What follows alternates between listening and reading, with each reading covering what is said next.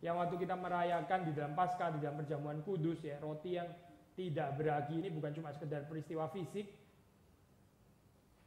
tapi merupakan lambang daripada kehidupan Kristen yang seharusnya juga tidak beragi di dalam pengertian murni, tidak tercemar. Terus ini bentur dengan percabulan gitu kan ya. Jadi menjawab percabulan dengan kristologi gitu kan ya. Menjawab percabulan dengan doktrin kristologi. Tapi kristologinya juga bukan kristologi yang umum. Mesti mikir kristologi yang mana ini. Di sini adalah kaitannya khususnya sebagai anak domba Paskah, terus berkaitan dengan roti tidak beragi, yang adalah kemurnian dan kebenaran. Maksudnya adalah satu benturan gitu ya, satu yang ini kontradiktif.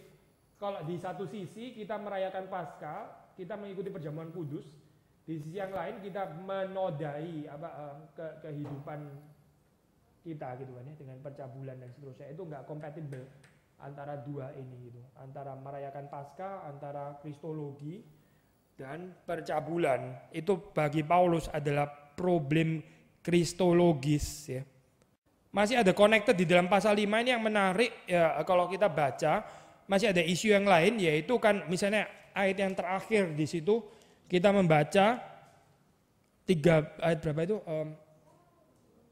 13 ya, 13, mereka yang berada di luar jemaat akan dihakimi Allah. Tapi terus ada apa di sini? Usirlah orang yang melakukan kejahatan dari tengah-tengah kamu. Ini apa? Isu apa ini berarti ini? Usirlah orang yang melakukan kejahatan dari tengah-tengah kamu. Maksudnya apa ini? Tengah-tengah kamu itu maksudnya apa? Jemaat kan ya? Berarti usirlah itu berarti apa? Church discipline gitu kan ya. Di sini ada isu kristologi, ada juga eklesiologi, ada doktrin gereja gitu kan ya. Eklesiologi. Bukan cuma kristologi, tapi juga eklesiologi. Church disiplin itu harus dijalankan. Kenapa? Karena Kristus itu adalah anak domba Paskah, dimakan bersama dengan roti tidak beragi. Maka church disiplin gitu ya. Church disiplin pendasarnya kristologi gitu. Ya. Anak Kristus yang adalah anak domba Paskah, roti tidak beragi. Karena itu harus ada church disiplin. Itu merusak the holiness of the church gitu kan ya. The holiness of the church.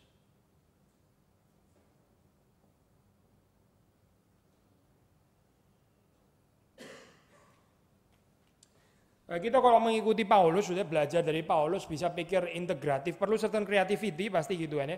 Tapi pikiran yang lincah gitu, maksudnya dia bisa menjawab persoalan yang sangat konkret dengan doktrin, dengan jawaban doktrin. And yet doktrinnya itu sama sekali bukan klise kalau sudah perhatikan gitu ya. Kita kan seringkali maksudnya meng-counsel orang juga dengan doktrin, tapi itu jadi klise gitu kan ya. Nah enggak sudah poin ini. Misalnya orang mati tiba-tiba mendadak gitu kan ya. Mendadak terus mati, terus dia surprise, dia shock. Tiba-tiba ditinggal mati, nggak siap, terus kita datang, kita bilang apa?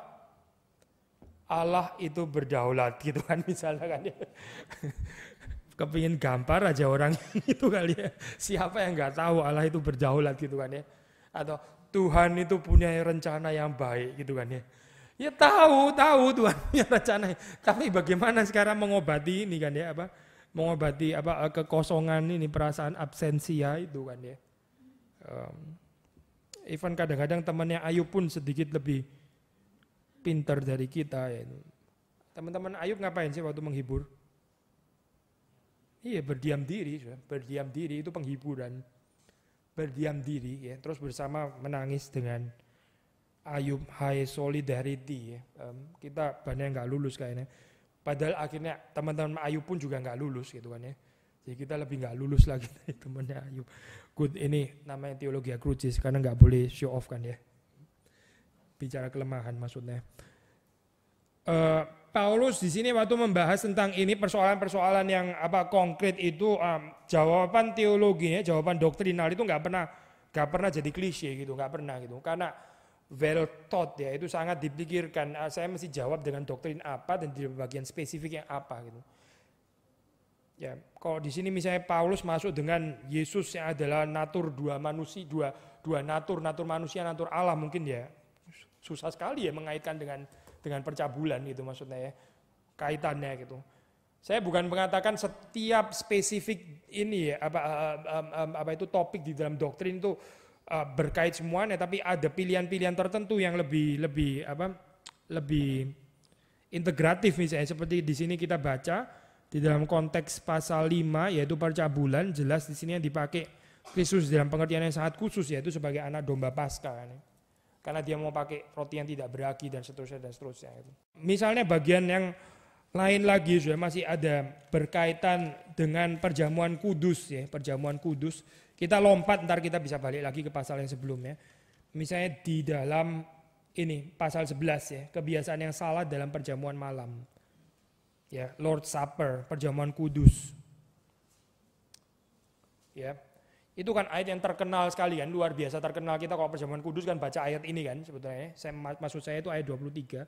Sebab apa yang telah kuteruskan kepadamu telah aku terima dari Tuhan, yaitu bahwa Tuhan Yesus pada malam waktu ia diserahkan mengambil roti dan sesudah itu ia mengucap syukur atasnya, memecah-mecahkannya dan berkata, inilah tubuhku yang diserahkan bagi kamu, perbuatlah ini menjadi peringatan akan aku. Demikian juga ia mengambil cawan sesudah makan lalu berkata, cawan ini adalah perjanjian baru yang dimeteraikan oleh darahku, perbuatlah ini setiap kali kamu meminumnya menjadi peringatan akan aku. Sebab setiap kali kamu makan roti ini dan minum cawan ini, kamu memberitakan kematian Tuhan sampai ia datang. Kalimat-kalimat yang sangat sakral gitu kan ya. Sangat liturgical kalau kita baca gitu, suasananya sudah seperti kayak kebaktian gitu kan ya. Tapi kalau kita terusin terus, jadi barang siapa dengan cara yang tidak layak makan roti atau minum cawan Tuhan, ia berdosa terhadap tubuh dan darah Tuhan. Karena itu hendaklah tiap-tiap orang menguji dirinya sendiri dan baru sudah itu ia makan roti dan minum dari cawan itu. Karena barang siapa makan dan minum tanpa mengakui tubuh Tuhan, ia mendatangkan hukuman atas dirinya. Terus, sebab itu banyak di antara kamu yang lemah dan sakit, tidak sedikit yang meninggal. Ini sudah nggak bisa dibaca lagi kan, sudah lagi perjamuan kudus kan. Tiba-tiba kok nggak liturgikal gini ya ayatnya. Kalau kita menguji diri kita sendiri, hukuman tidak menimpa kita. Tetapi kalau kita menerima hukuman dari Tuhan, kita dididik supaya kita tidak akan dihukum bersama dengan dia, bersama dengan dunia. Karena itu saudara-saudaraku, jika kamu berkumpul untuk makan, nantikanlah olehmu seorang akan yang lain. Kalau ada orang yang lapar, dia makan dulu di rumahnya. Jangan kamu berkumpul untuk dihukum. Dan seterusnya gitu kan. Sudah, nah poin. Ini ada kalimat yang highly liturgical gitu ya, yang kalau kita baca itu seperti kayak suasana kebaktian gitu, seperti kayak formula yang sangat kudus gitu kan ya. Tapi Paulus bisa keluar masuk antara hal-hal yang sehari-hari masuk ke dalam formula yang sakral itu tadi gitu.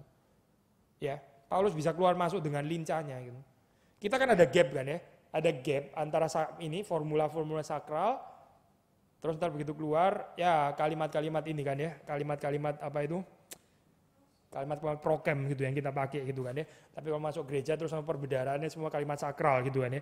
Paulus bisa masuk keluar antara ini juga, antara kehidupan di gereja liturgical ya, setting ibadah dan ya sehari-hari persoalan. Bahkan kalau kita membaca di dalam konteksnya perjamuan kudus di dalam ini ya zaman di mana surat Korintus ini ditujukan kepada mereka oleh Paulus, itu sebetulnya adalah merupakan satu peristiwa yang ya kita bisa bilang rather sekuler gitu. Sekuler ya.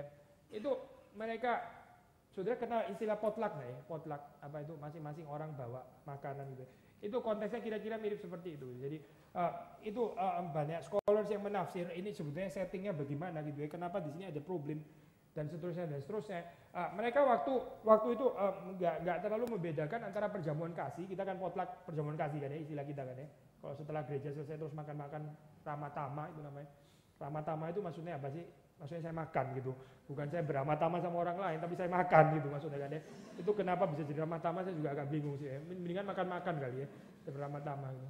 Ceritanya sambil makan, sambil beramah-tamah gitu kan ya. Tapi kayak lebih tertarik sama ayamnya daripada orang lain gitu kan. Good, perjamuan kasih gitu kan ya, perjamuan kasih dan perjamuan kudus gitu kan ya. Itu satu paket dulu. Jadi orang-orang itu dulu